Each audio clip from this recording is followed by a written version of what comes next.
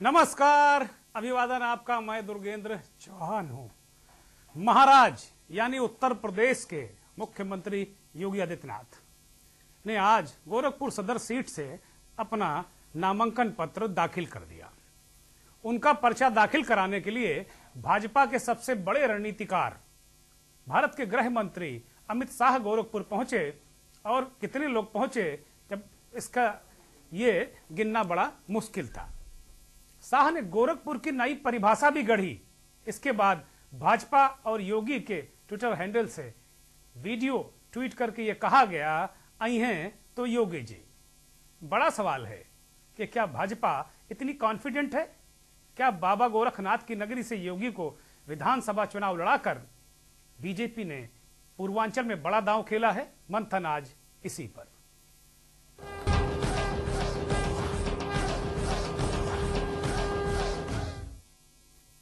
आरंभ है प्रचंड है।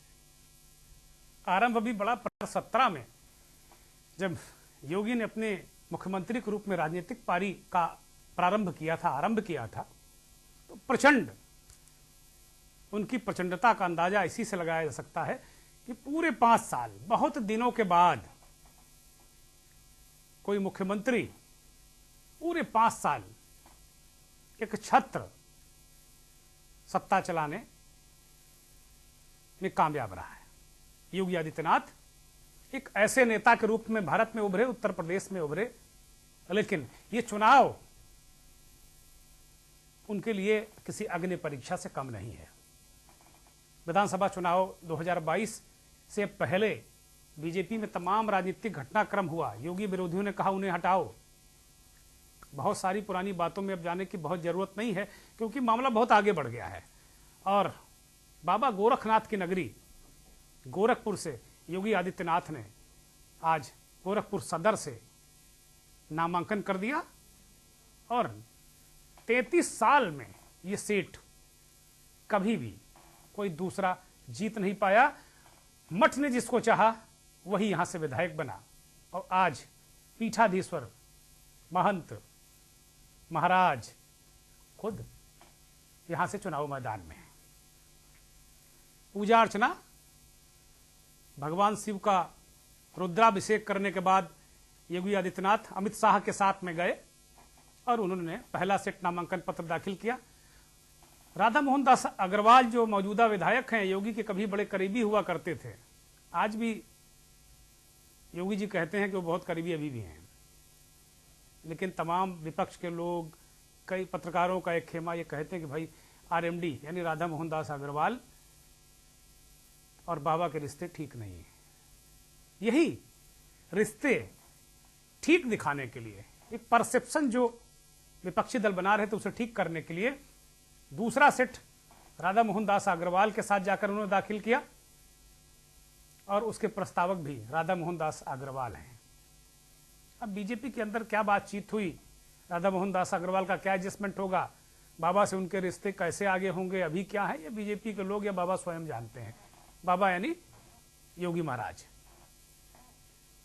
अब जो मंथन का मुखड़ा है उस पर आते हैं। हमने आपको ये कथा काया पूरी बता दी कि भाई वास्तव में ये गोरखपुर से उन्होंने आज पर्चा दाखिल किया, जो कुछ रहा वो हमने आपको बताया।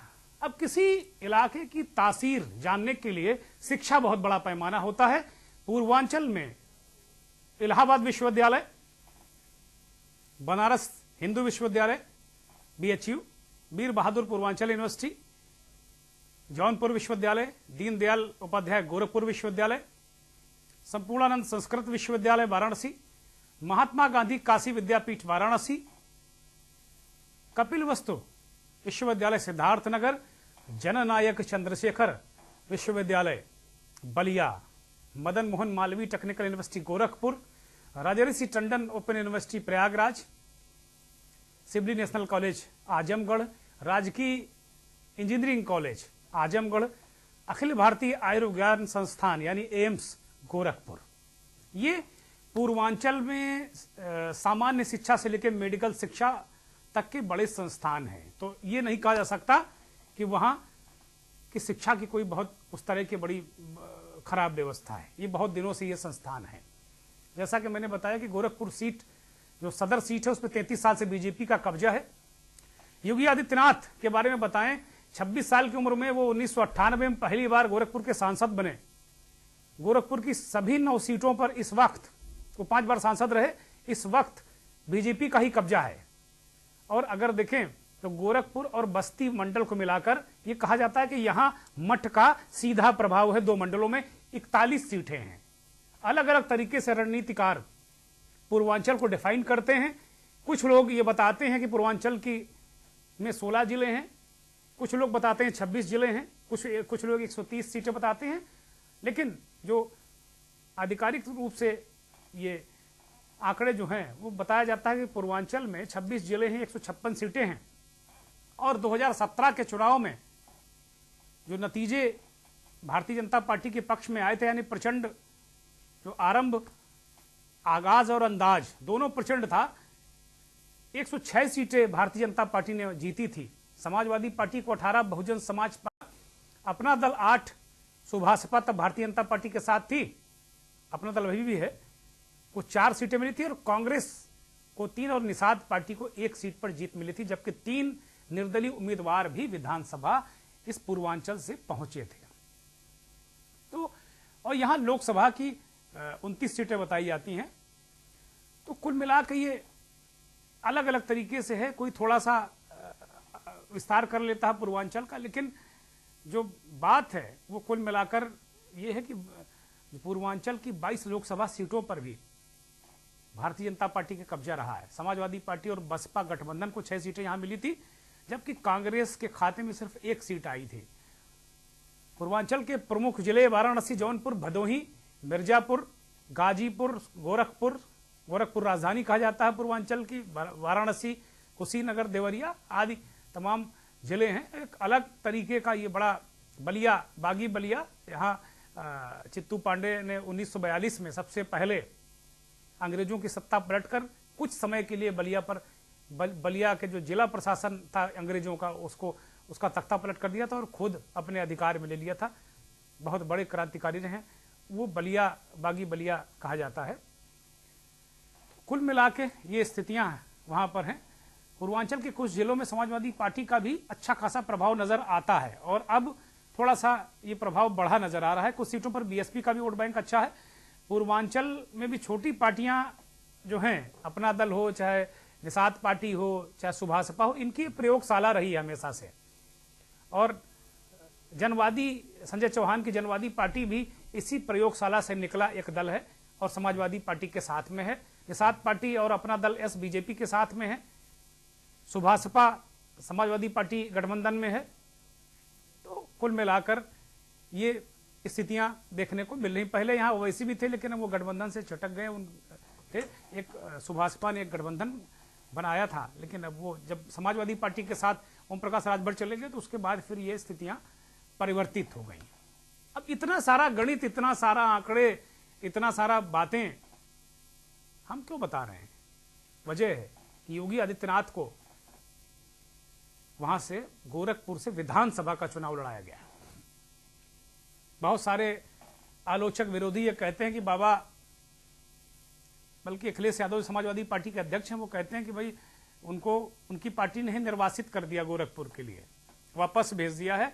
वो तो अयोध्या से लड़कर हिंदुत्व के पोस्टर बॉय बनना चाहते थे, मथुरा से लड़कर प्रचंड हिंदुत्व को और प्रचंड करना चाहते थे, लेकिन उनको ये पार्टी के जो बड़े नेता हैं उनको ये गंवारा नहीं था कि योगी जी अयोध्या से लड़ें, और उन्होंने गोरखपुर वापस बैक टू पवेलियन कर दिया। ऐसा अखिलेश यादव समय समय पर कहते हैं, विपक्ष के नेता भी कहते हैं। लेकिन ये बातें हमला करने के लिए हो सकती है, लेकिन योगी आदित्यनाथ एक ऐसे नेता हैं उत्तर प्रदेश के, और तो उनको कहीं पूर्वांचल में बांधा नहीं जा सकता कि भाई वो पूर्वांचल के नेता हैं। लेकिन जाहिर सी बात है, मुख्यमंत्री, तमाम उत्तर प्रदेश के कई मुख्यमंत्री हुए हैं, तो सबका अपने अपने इलाके में एक छत्र प्रभाव होता है। ये कहा जाता है कि योगी का पूर्वांचल में शुरू से जलवा जलाल रहा है, तो इसमें कहीं कोई संदेह नहीं है। तो जो सवाल मंथन में यही उठा रहे हैं हम कि भाई क्या पूर्वांचल में बीजेपी ने बड़ा दांव खेला है, उसको लग रहा है कि वहां पार्टी को डेंट होने वाला है, इसलिए एक डबल इंजन की सरकार तो पहले से है, अब जो पॉलिटिकल इंजन के रूप में योगी आदित्यनाथ को भी वहां से मैदान में उतार दिया गोरखपुर से। ये कई सवाल हैं। तो इन्हीं सवालों को लेकर हम लोगों ने ये बातें आज रखी हैं। कुछ ट्वीट लगातार किए गए, योगी के नामांकन के बाद लगातार ट्वीट किए गए। ट्विटर पर बिल्कुल बाढ़ आ गई वीडियो की, और ये कहा गया कि भाई आई हैं तो योगी जी। ये ट्वीट हैं। अमित शाह ने भी गोरखपुर में अपना भाषण दिया और एक अलग तरीके से गोरखपुर की परिभाषा उन्होंने कहा कि भाई पहले गोरखपुर माफिया, गुंडों, बड़े बड़े हार्डकोर क्रिमिनल को छिपने की शरण स्थली हुआ करता था। योगी जी जब से मुख्यमंत्री बने तो गोरखपुर बिल्कुल विकास की तरफ बढ़ गया। आसपास तमाम विकास योजनाएं आई हैं, एम्स आ गया है और तमाम चीजें बहुत बेहतर हो गई हैं। ये अमित शाह ने कहा है। अमित शाह को सुनिए। मित्रों, गोरखपुर के लिए एक जमाना में यूपी बिहार के माफियाओं के की स्थान माना जाता था। आज गोरखपुर के स्पेलिंग को सुबह सुबह ही मुझे एक पत्रकार ने व्हाट्सएप किया कि अमित भाई वहां बता दे जा। मैं को बता दूंगा भैया, व्हाट्सएप करो। उसने बहुत सुंदर व्हाट्सएप किया है।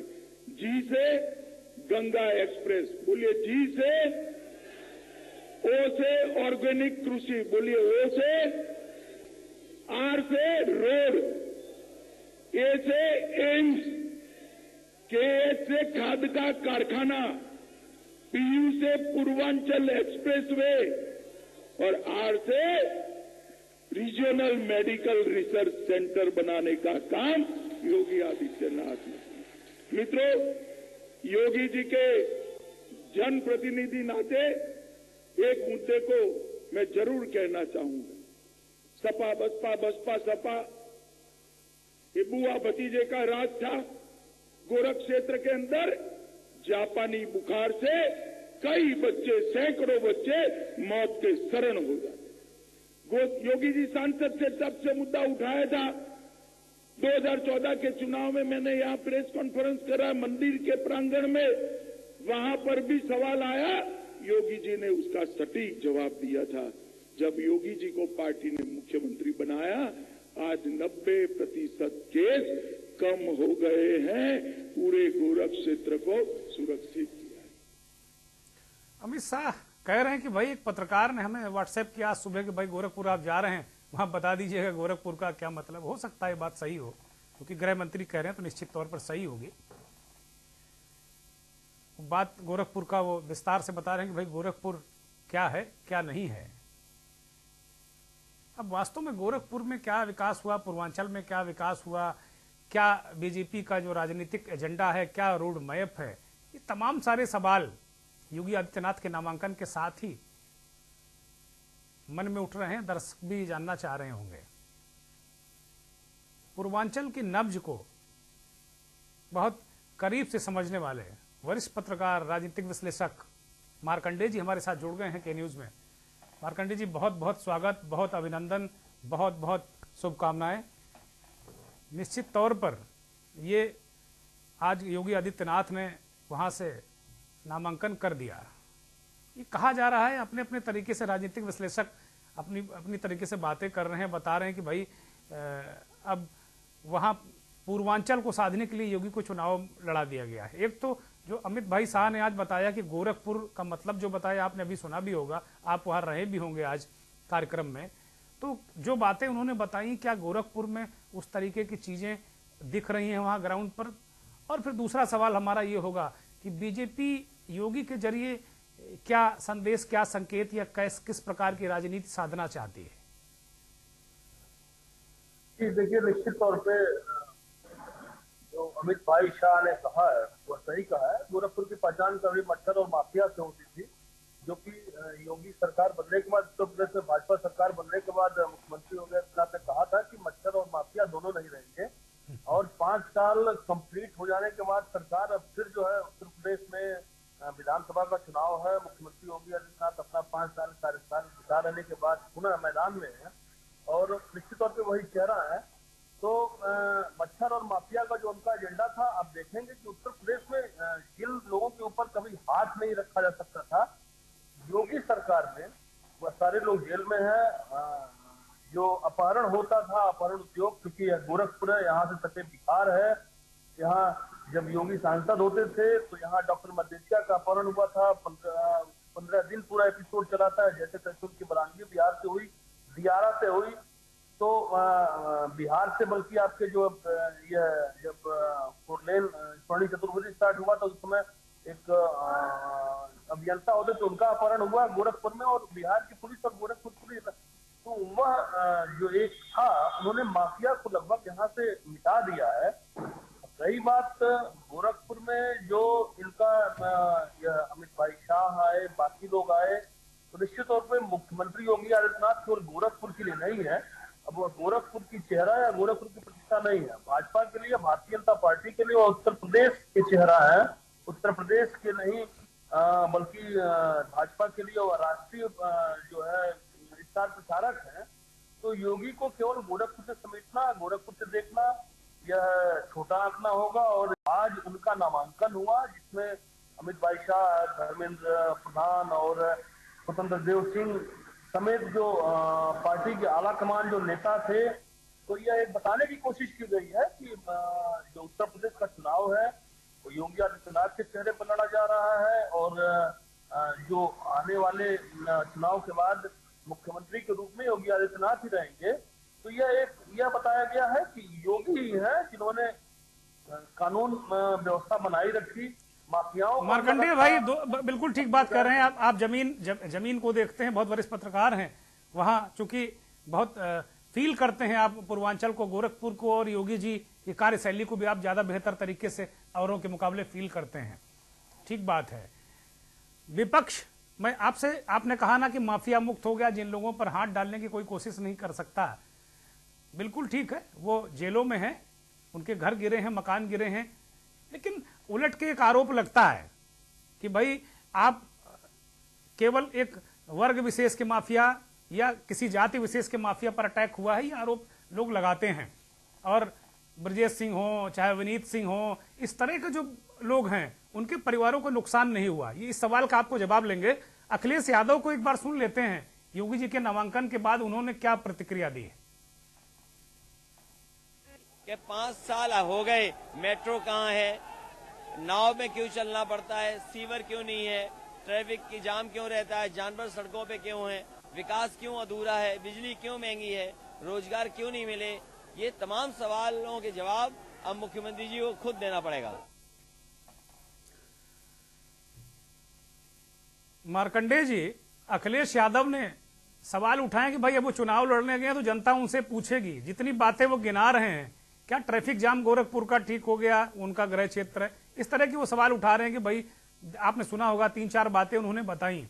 तो एक तो इनका जवाब आपसे हम चाहेंगे, क्योंकि आप जर्नलिस्ट हैं, आप एक निरक्षीर विवेकी तरीके से चीजों को बताते हैं। अगर कोई पार्टी प्रवक्ता होता तो वो अपने तरीके से उसका एंगल होता, लेकिन चूंकि आप न्यूट्रल व्यक्ति हैं और पत्रकार हैं और बहुत वरिष्ठ पत्रकार हैं, तो एक तो ये सवाल है कि भाई वहां क्या जो स्थितियों पर अखिलेश यादव उंगली उठा रहे हैं वो स्थितियां ठीक हो गई हैं। देखिए, बतौर पत्रकार मैं यह कहना चाहूंगा कि योगी आदित्यनाथ यहाँ से सांसद चुन के जाते हैं। विगत 20 वर्षों से तो मैं ही देख रहा हूँ।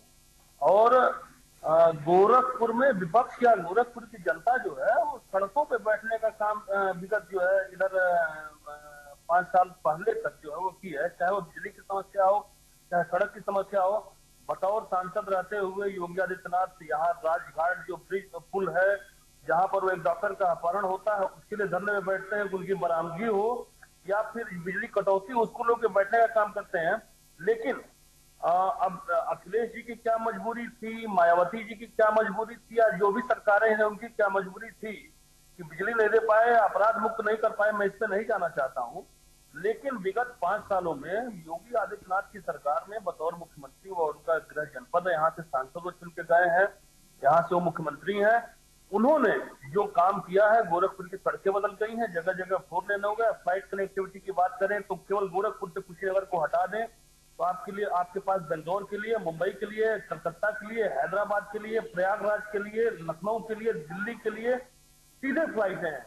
अगर उसको हटा के हम लोग देखें तो जहां जाम लगता था, तमाम अंडरपास बन गए हैं तमाम शहर के अंदर 6 लेन हो गई है, जो बिजली के तार, जो जनरेटर से पूरा गोरखपुर परेशान रहता था धुएं से, सारे तार सारे जो है वो भूमिगत हो गए हैं। सारे जो आपके ट्रांसफार्मर हैं वो कवर्ड हैं।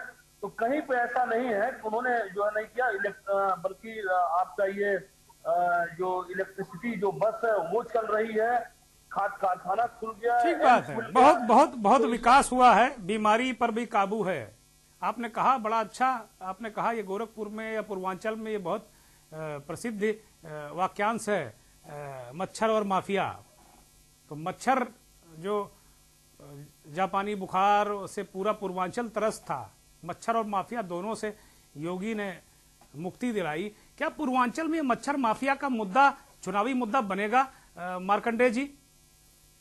जी बिल्कुल। देखिए, हम लोगों ने, मैं बतौर पत्रकार रहता ये कहना चाहता हूँ, कांग्रेस की सरकार थी और जब डेंगू आया और सोनिया गांधी जी के परिवार में डेंगू हुआ तो उसके लिए राष्ट्रीय, लेकिन इंसेफ्लाइटिस में रोज बच्चे मरते थे, गरीबों के बच्चे मरते थे, गरीबों की बीमारी कही जाती थी। और हम लोग बतौर पत्रकार, मैं आपको याद दिला दूं कि अम्बुमणि रामदास उस समय केंद्र में जो है वह स्वास्थ्य मंत्री होते थे, नीरा यादव चीफ सेक्रेटरी होती थी और जो है मुलायम सिंह की सरकार थी। हम लोग केवल बतौर चांडार के रूप में लाशें गिनने का काम करते थे। अखबारों में सिंगल कॉलम लगता था कि आज 5 बच्चे मरे, आज 10 बच्चे मरे, आज 3 बच्चे मरे। और आज यह है कि इंसेफ्लाइटिस लगभग खत्म हो गया है, यहाँ के जो मासूम है वो सुरक्षित है। तो मच्छर माफिया जो कहा जाता है, जो बीमारी विगत 70 सालों से थी, उसको अगर 5 सालों में खत्म कर दिया गया और अपराध मुक्त प्रदेश, अपराध मुक्त गोरखपुर में जो है यहाँ पे चलिए, लग रहा तरफ मार्कंडेय जी से संपर्क कुछ बाधित हो रहा है। नेटवर्क है, नेट और नेटवर्क का पूरा खेला है। बहुत शुक्रिया मार्कंडेय जी, बहुत शुक्रिया, बहुत महत्वपूर्ण जानकारी हमें आपने दी और कहा कि भाई वास्तव में जो एक वहाँ वाक्य या जुमला कहिए उसको, वो चलता है कि मच्छर और माफिया, तो दोनों से योगी आदित्यनाथ ने पूर्वांचल को, गोरखपुर को मुक्ति दिलाई। तो काम तो धरातल पे किए हैं, नहीं ऐसे ही कोई इतना बेहतरीन नेता नहीं हो जाता। तो जाहिर सी बात है योगी आदित्यनाथ को लोग पसंद करते हैं, उनकी अदा को, उनके अंदाज को लोग पसंद करते हैं और यही वजह है कि वो उत्तर प्रदेश के बहुत ताकतवर, बहुत सूझबूझ वाले मुख्यमंत्री भी हैं और अब चुनाव लड़ रहे हैं। लेकिन ये तो तय है कि पूर्वांचल और पश्चिम में बीजेपी को चुनौती मिल रही है। पश्चिम में अभी जो हालात हैं वो देख रहे हैं, उसमें चुनौती मिल रही है और पूर्वांचल में इस चुनौती से निपटने के लिए भारतीय जनता पार्टी ने योगी आदित्यनाथ को चुनाव लड़ाया है।